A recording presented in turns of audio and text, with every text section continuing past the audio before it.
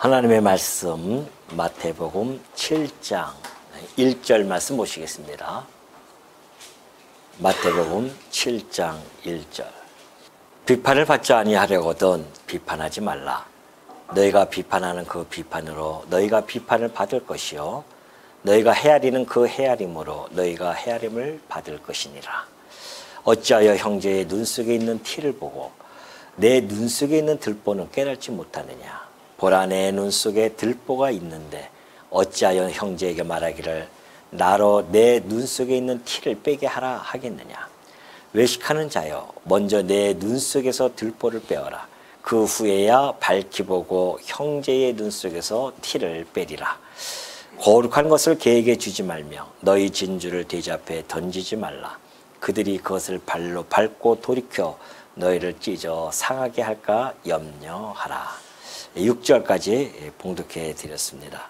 우리는 지금 마태복음 5장, 6장, 7절 소위 상상수훈이라고 하는 이 말씀을 살펴보고 있죠. 이 5장과 6장, 이 7장은 천국 시민들, 곧 성도들의 생활에 대한 원리뿐만이 아니라 실천적인 규범을 예수님께서 오셔서 가르쳐주고 있는 내용입니다.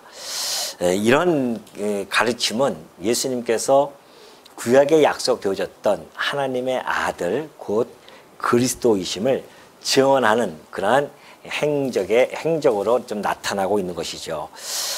이 7장 같은 경우는 특별히 실천적인 규범을 이제 이야기해 주고 있는데 타인에 대한 허물이라든가 또한 실수 이런 것에 대해서 아마 우리 주님께서 지금 말씀하고 계시지 않는가 싶습니다.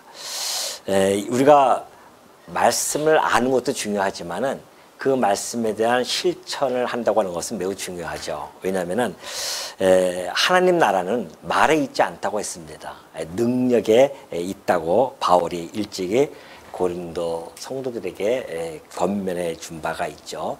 그렇기 때문에 오늘 우리가 이 말씀을 듣고 이 말씀이 내 마음속에서 깊이 뿌리 박히고 그리고 우리의 삶 속에서 하나하나 나타낼 수 있는 것, 이것이 정말 하나님의 그 자녀로서의 그러한 역할, 이런 것들을 우리가 지금 이런 그리스도의 가르침을 통하여 하나하나 마음속에 새기고 또한 우리가 직접 나가서 실천하는 모습, 이런 것들이 하나님 자녀됨을 잘 나타내 준다는 사실을 우리가 잊지 마시고요.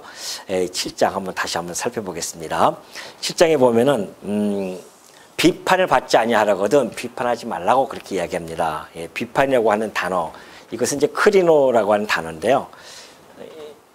비판을 하죠. 다른 용어로는 판단한다, 그렇게도 사용이 되어지고요. 또는 정죄도 되겠죠. 그리고 심판한다, 이런 의미들이 가지고 있습니다. 거의 비슷비슷하죠. 예를 들어서 비판, 또 비난, 이런 것도 함께 있는 것이고. 자, 비판, 판단, 정죄, 심판, 이런 것들이죠. 그러니까 예수님께서 지금 이것들을 하지 말라라고 그렇게 말씀해 주시고 이유가 있습니다. 그 당시에 좀 시대적인 그러한 배경을 좀 살펴볼 필요성이 있죠. 자, 이런 것들을 하려면은 먼저 좀 담대해져야 됩니다. 뭐에 대한 담대함입니까?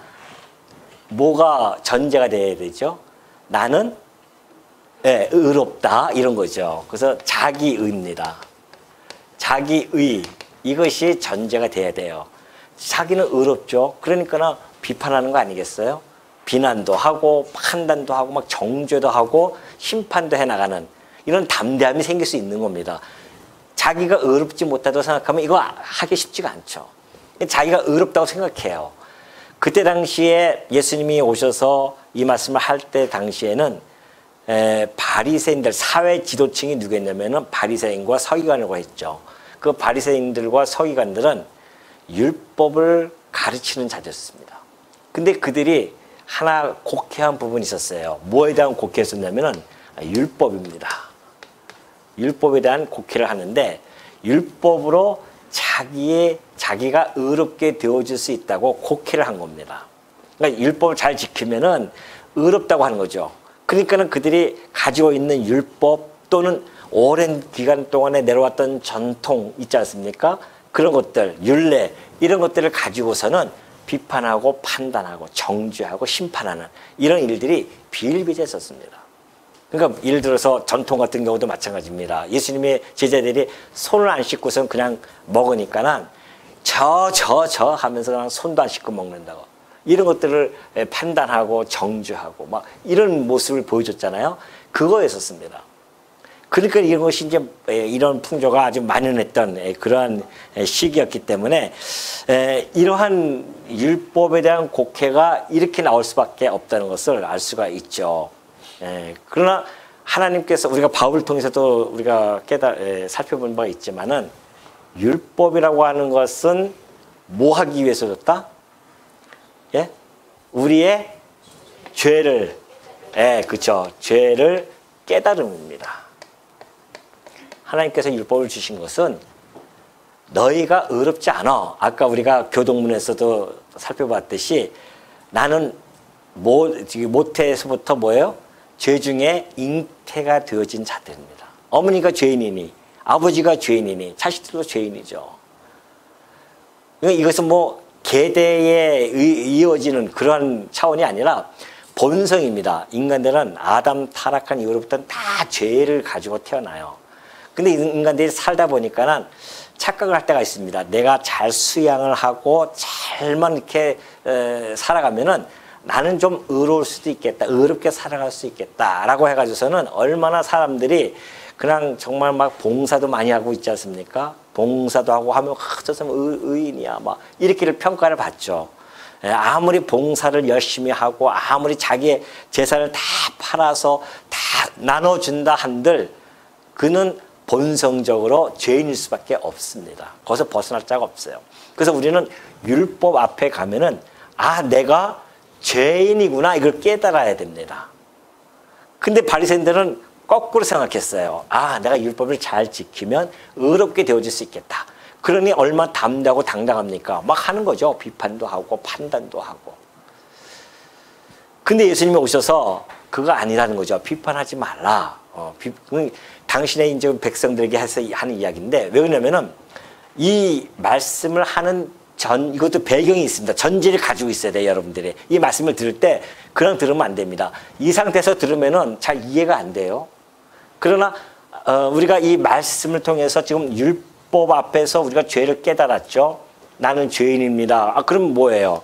우리는 사망 가운데 있고 결국은 영원한 형벌을 받을 수밖에 없죠. 심판 가운데 있습니다. 그런데 우리가 예수 그리스도를 통해서 구속함을 받아요. 우리의 공로 하나 없이 우리의 어떤 행위와 상관없이 오로지 예수 그리스도를 믿음으로 말미암아 우리는 구속함을 받습니다. 이 엄청난 은혜죠. 이 땅에 내가 가지고 있는 것도 없지만은 그 있는 걸 다 하나님께 드린다 한들 우리는 구속함을 받을 수가 없습니다. 오로지 하나님께서 보내신 그의 아들 예수 그리스도를 나 대신 십자가에서 죽으셨군요 라고 우리가 믿는 그 믿음 하나로 가지고 구속함을 받는 영원한 지옥불에서부터 건짐을 받는 이 엄청난 은총, 은혜를 받는 겁니다. 그러니까 이 구속함을 받기 위해서는 먼저 또 전제되어질 것은 내가 죄인임을 깨달아야 돼요. 내가 죄인임을 모르면은 교회당 오기 쉽지 않습니다. 왜? 자기는 뭐 맨날 그 죄인들만 오라고 하는데 난 죄인이 아닌데 하면서 오기 싫은 거죠. 또 어떤 사람은 너무 또 막 겸손해가지고서는 내가 죄를 많이 져서 교회당 못 가요. 교회당 오는 것이 그게 의로운 사람들만 오는 줄 착각하고 있단 말입니다. 그 속내를 알면은 그 사람들도 아마 안 돼 한숨을 쉴 텐데 다 죄인들이 오는 건데 안 그렇습니까 그게? 어제까지 깨끗하게 살다 오셨어요 일주일 동안에? 아니죠. 온갖 그냥 쏘가지 다 피우고 우리가 살다가 온 거 아니겠습니까? 그게 우리가 죄인임을 깨닫는 거예요. 그 주일날 와서 우리가 주님 주여 내가 죄인입니다 라고 하는 걸 다시 한번 고백하고 거기서 우리의 말씀을 통해서 예수 그리스도가 우리를 구속해 줬다고 하는 이 복음의 말씀을 다시 한번 듣고, 그래서 우리가 감격하고 하나님께 감사해하고, 그런 마음속에 있는 형제들에게 하시는 말씀이에요. 이게 전제가 됩니다. 그러면 내가 죄인임을 깨달았어요. 아이고, 내가 내 주제를 파악했단 말입니다. 그런데 상대방을 비판할 수 있을까요? 생각해 보십시오. 내가 쇳덩어리인데 상대방도 쇳덩어리예요. 근데 쇳덩어리가 쇳덩어리한테 너 정죄해버리면은 얼마나 웃음거리 되겠냔 말이죠. 그것이 1절과 2절에서 나타나는 그런 말씀입니다. 우리가 이런 말씀을 듣다 보면은, 그러면 우리가 절대 비판도 하지 말아야겠다, 뭐 이렇게 생각할 수도 있죠. 그러나 이 비판과, 그리고 우리가 어떤 성령과 말씀 안에서 진위라든가 선악이라든가 이 미취에 대한 것을 구분하고 분별하는 것, 이런 것들은 매우 필요하죠. 그거와는 또 다른 차원의 이야기입니다. 교회가 건덕을 위해서 어떠한 성도들의 어떤 죄악을 갖다가 우리가 지적을 하고, 그걸 갖다가 권면을 하고, 또한 책망도 하고 이러면서 교회를 세우기 위한 것과는 또 차원이 다른 겁니다.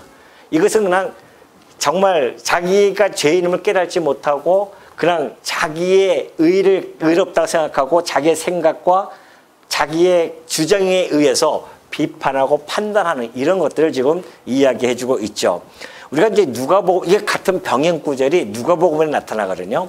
누가복음에 보면은 누가는 이걸 잘 앞뒤를 잘 이렇게 해놨어요. 먼저 비판하지 말라 그 이 말씀을 하시기 전에 그 앞에다가 형제를 사랑하라고 하는 것부터 쭉 펼쳐나갑니다. 형제를 사랑하라 하면서 왜 형제를 사랑하는가?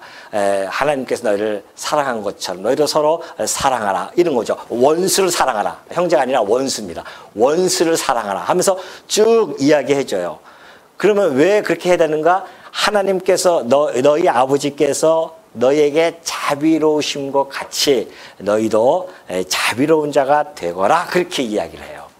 그러면서 나오는 것이 비판하지 말라, 그렇게 이야기하거든요. 그러니까 그 앞에가 하나님께서 너에게 자비를 베푸신 것처럼, 이게 뭐예요? 하나님이 너에게 자비를 베푸신 것처럼 너희도 자비를 베풀어요. 그러니까 우리가 타인에 대해서 해야 할 우리의 행동은 자비를 베푸는 자들이지, 우리가 비판하고 판단하고 정죄. 그러니까 누가복음은 비판하지 마라, 그 비판이 너에게 비판이 될 것이고, 정죄하지 마라, 그 정죄함이 너에게 다시 정죄함이 될 것이고, 용서하라, 내가 하나님께서 너희가 용서하신 것처럼 너희도 용서하라, 이런 말씀을 해나가시고 있죠. 같은 병행 구조 보면은. 그런 의미에서 우리가 보면은 지금 이 말씀도 예수님께서는 툭 던지신 것 같지만은 이런 배경을 깔고 있다는 것을 우리가 알 수가 있는 거죠.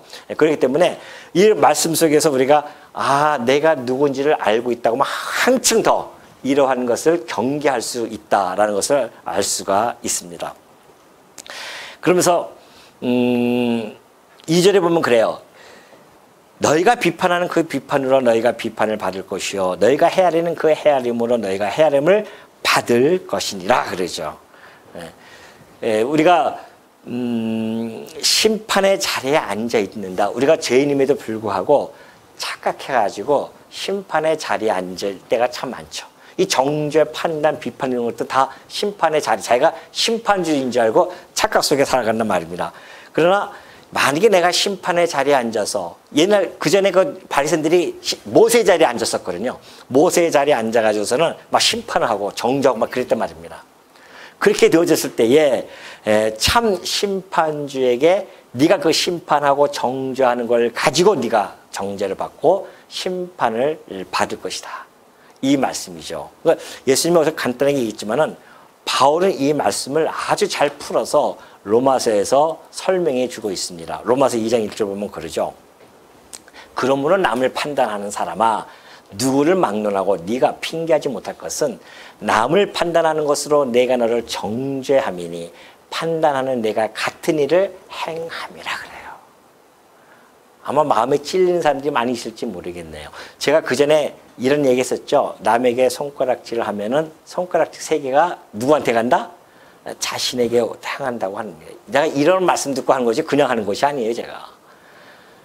내가 지적을 해버리면은 남을 판단하잖아요. 그 정죄했던 것. 내가 너를 정죄했다? 그러면은 그 판단과 정죄가 곧 나한테 돌아올 수밖에 없습니다. 왜? 내가 그 같은 일을 하기 때문에 그래요. 우리는 그걸 생각지 않고 그럴 때가 많이 있단 말입니다. 사실 뭐 불평을 하고 불만을 갖고 이런 이야기를 할 때에 보면은 알고 보면은 자기도 그 행동을 취해요. 근데 사람들이 얘기 안 하는 것 뿐이지 자기도 그런 취하면서 상대방에게 당신이 이래서 이랬습니다라고 얘기해 버리면은 자기도 사실은 자기에게 향하는 그런 정죄이고 판단이다. 이것이 바울이 하는 얘기예요. 남을 판단하는 것은 네가 너를 정죄함이니 판단하는데 그 판단이 오히려 나를 정죄합니다. 그게 뭐라 그래요? 두 글자로 뭐라 그러죠? 반사 이러지 않습니까? 반사. 좀 같이 뭐 안 되네요, 잘. 소통이 잘 안 되네요. 그러니까 누가 딱 판단하면 그래요. 반사. 이렇게만 딴 얘기하지 말고 반사 이렇게. 막 같이 그냥 막 너는 안 그랬어 막 이렇게 해서 싸우면 되잖아요. 그러면은 그럼 얘기 다 듣고서는 이렇게 하면은 부부간에도 싸울 일도 없고 안 그러겠어요? 친구간에 싸울 일도 없고 그럼 뭘 막 내 잘못을 지적하면 그냥 이렇게만 하세요.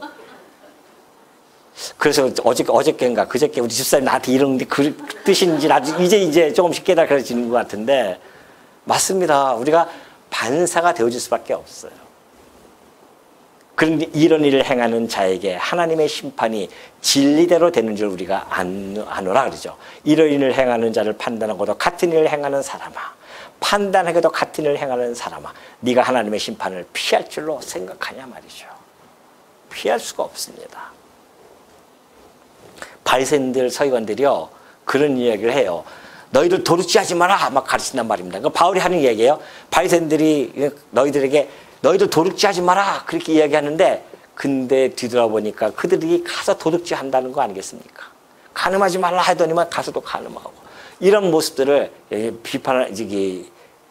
그거는. 그러니까 비판이라고 해서 무조건 다 하지 말라는 뜻이 아닙니다. 그러니까 그래서 우리가 영적인 분별력이 매우 필요하다는 것이죠. 예를 들어서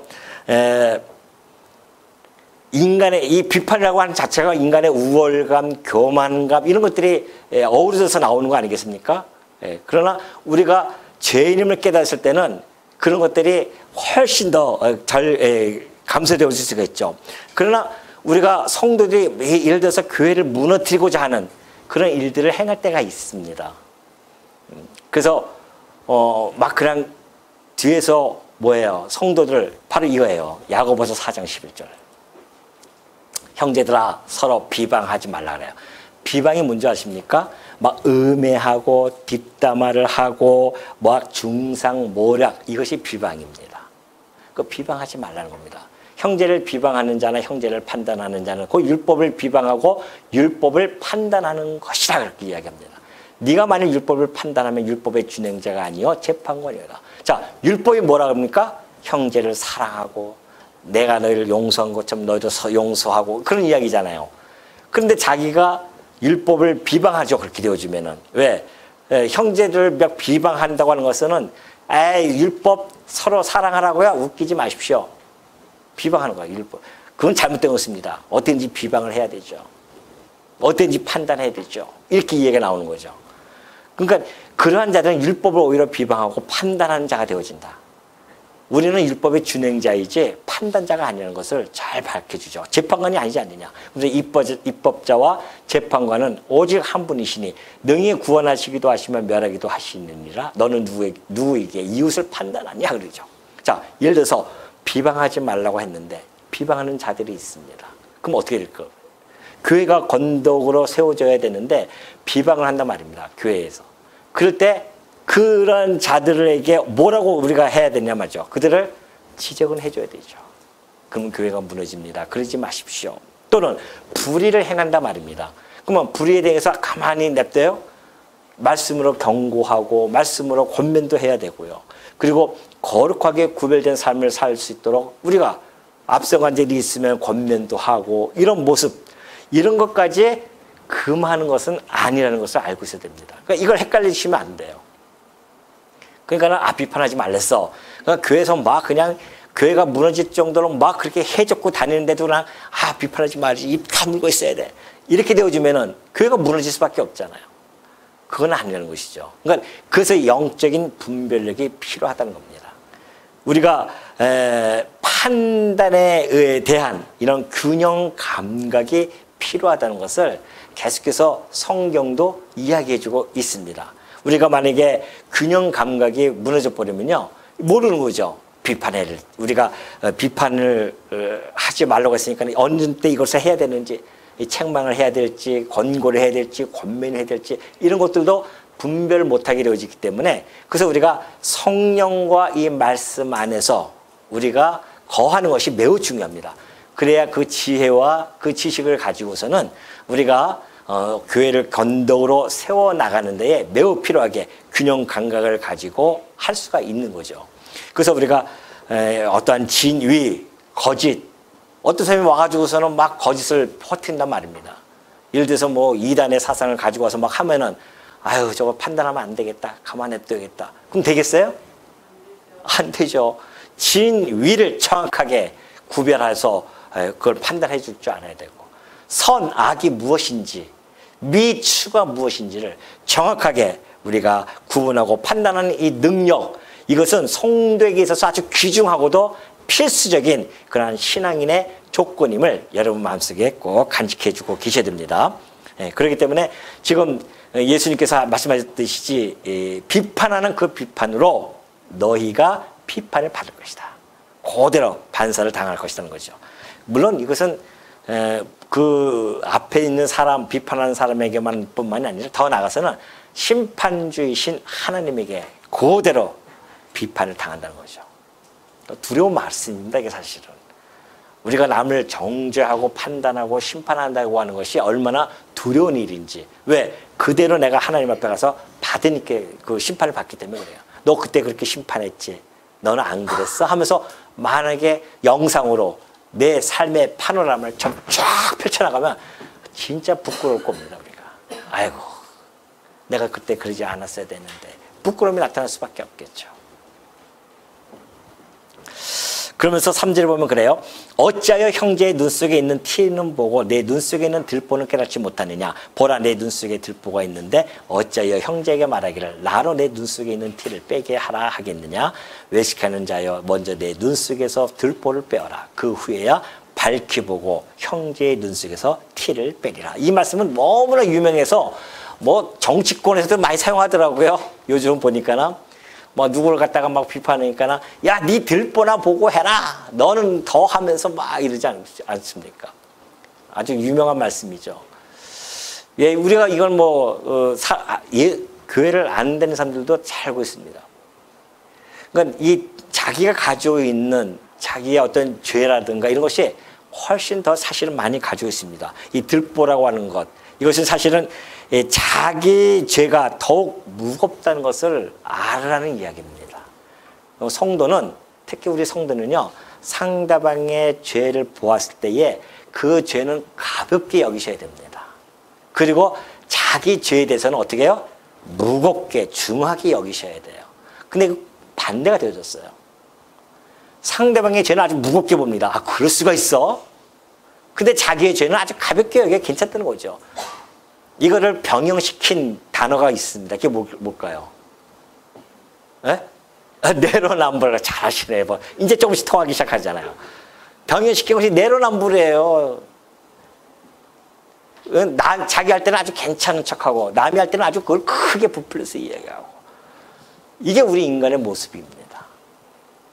그러니까 지금 우리가 이 하나님의 백성들이 예수님으로부터 그 우리의 왕이신 그리스도로부터 이런 말씀을 듣는 것은 행복한 겁니다. 우리는 그런 것도 모르고 막 살아가잖아요. 근데 당신의 백성에게 당신의 백성답게 살아가는 방법을 지금 하나하나씩 가르쳐주고 있는데, 아, 그렇구나. 내가 내 죄를 보지 못하고 왜 내가 남의 죄를 자꾸만 봅니냐. 그러니까 자기 허물을 보지 못하고 자꾸 당사람의 허물만 찾아보는 사람들, 문제가 있는 거죠. 자기 들보는 있는데도 불구하고 자기 들보는 얘기 못해요. 알 수가 없어요, 자기. 왜? 영적인 소경이 딱 돼가지고서는 자기가 허물, 자기의 어떤 죄악 이런 것들은 전혀 상관하지 않고 알지도 못하고 남의 것만 보이는 겁니다. 허물이라든가 잘못된 것들 이런 것들만 아주 눈에 잘 들어와요. 이것이 인간이 가지고 있는 속성입니다. 그러니까 육의 눈의 구조 때문에 그럴 수도 있어요. 육의 눈의 구조가 어떻게 해요? 안으로 되어 있지 않고 어떻게 됩니까? 밖으로 되어 있잖아요. 그러니까 밖에만 보는 거예요, 남의 것만. 그래서 하나님이 무슨 눈을 줬어요? 예? 무슨 눈을? 예, 영적인 눈, 영안을 주신 거 아니겠어요? 뭘 보라고요? 너 자신을 보라는 겁니다. 영의 눈은 우리를 볼 수가 있어요. 내가 죄인임을 깨달을 수가 있단 말입니다. 그러니 그 들보를 가지고서는 자기의 죄를 안다고 한다면 우리가 어떻게 감히 담대하게 이런 일들을 행할 수 있겠느냐? 그 말씀이죠. 그렇기 때문에 이 들보라고 하는 것은 자기 성찰을 먼저 우선시하라고 하는 우리 주님의 말씀이고요. 또한 이 헤아린다고 하는 것도 마찬가지입니다. 헤아린 것은 척도, 측량, 뭐 이러한 평가 이런 단어거든요. 그러니까 평가하는 거에 남을 갖다가 평가하는 그 평가로 내가 평가를 받는다는 사실. 이 평가도 근데 실질적으로는 완전히 자의적입니다. 다 자기가 기준이잖아요. 우리가 말씀을 간직한 자가 때로는 자기도 모르게 자기가 말씀이 척도가 되어지지 않고 자기의 경험, 자기의 이성을 척도로 삼고서는 이야기할 때가 참 많이 있습니다. 성도도 그래요. 그러다 보면은 자기가 중심이 되어져서 그렇게 다른 사람을 상대방을 헤아린단 말입니다. 그러나 우리가 말씀으로 딱 봤을 때는 그 말씀이 오히려 내 폐부를 찌르고 와요. 진짜 우리가 말씀을 안다고 한다면은 그 말씀은 내게 들어오죠. 제가 이 말씀을 이렇게 이제 준비하고 연구하다 보면은 누가 먼저 회개하겠어요? 예? 저부터 회개할 수밖에 없죠. 아, 이 말씀은 참 그 집사, 그 권사, 그 장로님한테 이거 꼭 전해줘야 될 텐데 이러면서 제가 하겠습니까? 그런 생각은 전혀 없어요. 그냥 말씀을 하다 보면 이 말씀이 내가 피부 막 찔러요. 아이고 주여. 그럼 내가 하다가도 주여 이럴 때가 많이 있습니다. 왜? 나도 그 말씀만 찔르니까. 그 내가 지금 아직 난 괜찮기 때문에 의롭기 때문에 여러분에게 이런 말씀을 하는 것이 아닙니다. 가르치는 은사를 받았으니까 하나님께서 주신 이 말씀을 그대로 전파해야 할 의무가 있잖아요. 저도 이걸 전하면서 찔리고 책망을 받고 바르게 함과 의로 교육하는 그런 말씀으로 내게로 다가오고요. 전하는 자나 듣는 자나 동일하게 우리가 그 입장에서 지금 이 말씀을 보고 있다는 사실 오해하지 마시기 바랍니다. 속으로 내가 막 이런 얘기하니까 임 목사 니는 뭐 달랐어? 지금 더하면서 이렇게 제발 좀 하지 마시고요. 각자가 이 말씀이 자신에게만 다 오도록. 다른 사람은 생각하지 마요. 꼭 그런 분이 있어요. 나도 그런 생각을 가졌으니까. 무슨 말씀 전하면은 아이고 오늘 그분은 오늘 안 나오셨네. 이걸 꼭 들어야 되는데 아니에요. 이 말씀이 바로 오늘 내게 들려지는 말씀입니다.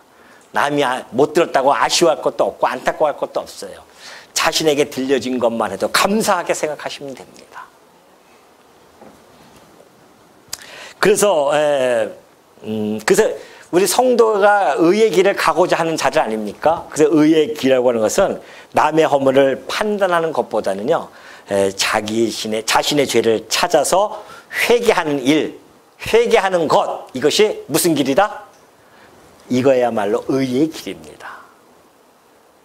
의의 길이라니까는 그냥 되게 거창하게 생각하는데 아니에요. 남의 허물 보지 말고요. 자신의 허물 보고 자신을 찾고 내가 죄인임을 깨닫고 스스로 날마다 하나님 앞에서 정말 죄인임을 깨달아가는 삶. 이것을 그래서 죄인임에도 불구하고 우리를 구속해 주신 그 하나님의 사랑에 감동하고 감격하고 하나님 날 이렇게 용서해 주셨다고 하나님 날 이렇게 사랑해 주신다고 하나님 내게 이렇게 자비를 베푸신다고 이런 생각을 가지게 되어지면은 아마 이런 것들을 하기가 쉽지 않을 겁니다. 그러니까 이것이 먼저 전제가 돼야 됩니다. 그러니까 이걸 강조하면 안 돼요. 그래서 제가 이걸 말씀드린 겁니다. 여러분 비판하지 마십시오 하면 안 되게 되냐 말이죠. 우리 가지고 있는 본성 자체가 비판의 본성을 가지고 있는데 남에 대한 것을 말하기 좋아하고 막 해코지하고 싶어하는 이런 것이 우리 마음속에 타고났는데 그걸 어떻게 절제할 수 있겠습니까? 억제할 수 있겠어요? 하나님의 이 구속함에 대한 깨달음, 그 감동과 감격만이 이것을 이겨낼 수가 있단 말입니다. 내가 감동도 감격이 없는데, 여기에 대한 감격이 없는데, 내가 죄인임을 깨닫지도 못하고 있는데 이게 나타날 수 있겠어요? 자기 의만 드러나고 난 잘났어, 너는 못났어 이러면서 얘기하는 거 아니겠습니까?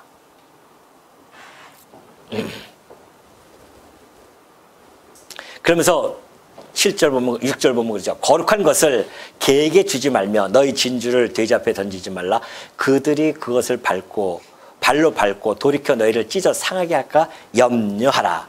이 1절부터 5절까지와 이 6절 보면은 단절되어진 전혀 다른 대지적인 것 이런 구절로 보이지만은 사실은 상호 보완적인 그런 말씀입니다. 그래서 제가 제목을 그렇게 잡은 겁니다. 비판이 아닌 뭐예요?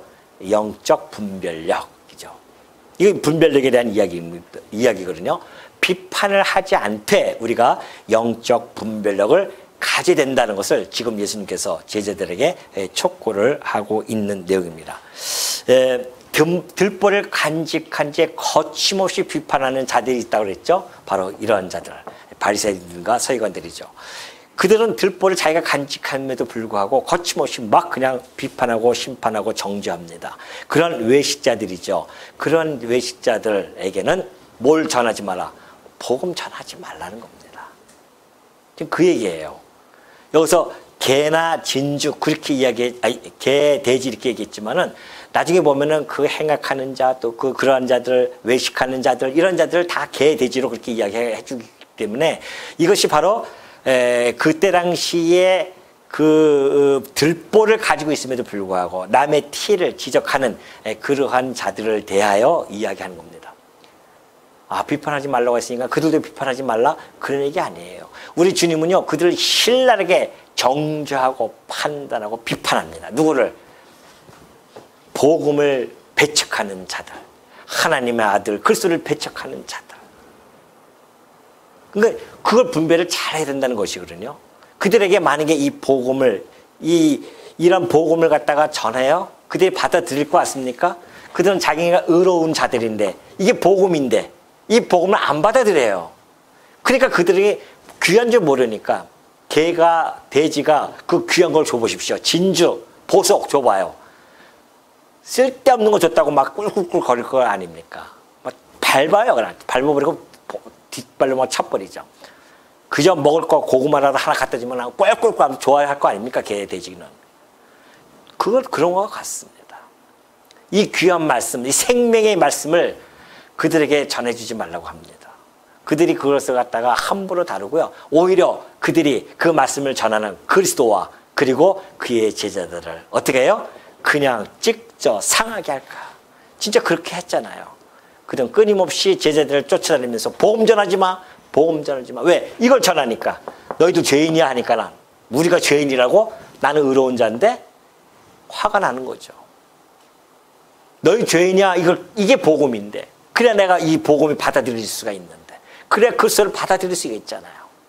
근데 그들은 그걸 받지 않는단 말입니다. 그러니 예수님을 갖다가 잡아 죽인 자도 그들 아니겠습니까? 이 말씀이 그대로 나타나고 우리 주님이 그래서 그들에게 가서 복음을 전하지 않습니다. 오히려 나는 죄인으로서의 다 깨닫는 자들, 나는 죄인인데요 했던 세리들, 창녀들 그런 들에게 가서 복음을 전하잖아. 괜찮다, 괜찮아. 네가 내 죄인임을 내가 안다. 내가 그래서 너 때문에 이 땅에 오지 않았느냐. 내가 그래서 십자가에서 대신 죽을 테니까 내가 너의 구속주 그리스도임을 깨달았다고 한다면 그걸 믿기만 하면 내가 너로부터 이 죄로부터의 해방을 해주겠다고 하는 이것이 복음인데 이들은 받을 수가 없죠. 그래서 결국은 예수님을 십자가 못 박아 죽고 제자들을 복음 전하는 제자들을 끝까지 쫓아다니면서 그렇게 좀 핍박을 가했던 것. 이 말씀이 바로 미리 되어질 일들을 예수님께서 말씀해 주셨고요. 그래서 미리 본을 보여주신 겁니다. 이들에게 복음을 전하지 않고 뭐로 갑니까? 이 독사의 새끼들 하면서 이거 성경에 있는 그대로 얘기한 겁니다. 제가 쌍욕한 거 아니에요. 예수님이 진짜 독사의 새끼들아. 어떤 때는 독사의 자식들아 했지만은 독사의 새끼들아 그렇게 얘기합니다. 그렇기 때문에 정말 이 지금도 역시 마찬가지입니다. 이 경건을 이익의 재료로 생각하는 사람들이 많이 있어요. 그 교회에 많이 침투합니다. 우리 교회 같은 경우는 그걸 이익의 재료로 삼기 위해서 오신 분은 없죠. 왜? 먹을 게 없으니까. 교회가 먹을 게 없는데. 그러니까 참 신도라고 할 수 있죠. 우리 오신 분들은. 그러나 큰 교회 가시면요. 거기는 난리 납니다, 진짜. 이권이 걸려가지고서는요. 난리가 나죠. 아니에요. 장난 아니죠. 한 달에, 일주일에 뭐 몇십억씩 막 들어온 거, 연보 들어오는 거 보십시오. 거기에 날파리, 무슨 파리 뭐 다 끼지 않겠어요, 거기에. 온갖. 그 경건을 이익의 재료로 삼고서는. 그러한 자들까지도 다 삼가하는 그런 영적 분별력이 성도들에게는 사실은 있어야 됨을 잘 밝혀주고 있습니다. 그래서 교회에서 보면은 그러한 자들을 시모니즘이라고 합니다. 시모니즘. 사도행전 8장 18절 보면 나타났어요. 이때부터 그 용어가 사용되거든요. 시몬 잘 아시죠? 사도들이 막 성령을 이렇게 안수해서 성령이 막 임하니까 그걸 보고서는 시몬이 사도들의 안수로 성령 받는 것을 보고 돈을 드려요. 돈을 들여서 이 권능을 내게 주십시오. 이것서 이 권능만 사면 내가 이 돈의 몇 배를 내가 이익을 얻을 수 있겠다. 이런 생각을 한 겁니다. 그래서 내가 안수하는 사람은 성령을 받게 해주십시오. 이런 어처구니없는 일을 한단 말입니다. 빌립보에 보면 바울이 그러죠. 개들을 삼가하고 행악하지는 삼가라. 이런 자들 다 삼가해야 할 자들입니다. 교회도 그러니까 막 자기 이익을 위해서 온단 말입니다. 사업을 위해서 오고 이런 자들. 이런 자들은 영적인 분별을 해가지고 그들을 비판해야 되죠. 그들 갖다가 판단할 때 판단해야 되고. 우리 주님께서 오늘 이 1절부터 이 6절까지의 말씀을 보면은 우리들에게 어떤 무분별한 그러한 판단, 정죄, 심판 이런 것들은 잘 피해야 되고요. 그리고 정말 분별력 있는 균형 있는 그러한 판단. 그래서 성령과 말씀 안에서 이러한 분별력 있는 판단은 잘 갖추라고 우리 주님이 지금 말씀하고 계시고 있기 때문에 여러분들이 참 어려울 수도 있습니다. 야, 이거 비판해야 돼. 이거 해야 돼. 말아야 돼. 그때마다 성령께 간구하고 말씀을 가지고. 그래서 정말 어떤 것이 교회를 세워나가는 것이 세워나가야 되는 것인지를 다시 한번 잘 생각하시고 그래서 교회가 아름답고 견고하게 세워갈 수 있도록 우리가 이 판단이라든가 이런 모든 것들은 잘 영적으로 분별해서 여러분이 슬기롭고 지혜롭게 그러기 위해서는 여러분의 말씀에 깊이 천착하셔야 됩니다. 그래야 지혜가 생기고 그래서 내가 이럴 때는 어떤 말을 해야 될지 어떤 때는 이럴 때는 어떻게 되는지 이런 것들을 잘 분별하면서 교회가 아름답게 세워지는 그러한 구성원이 되어지기를 당부드립니다.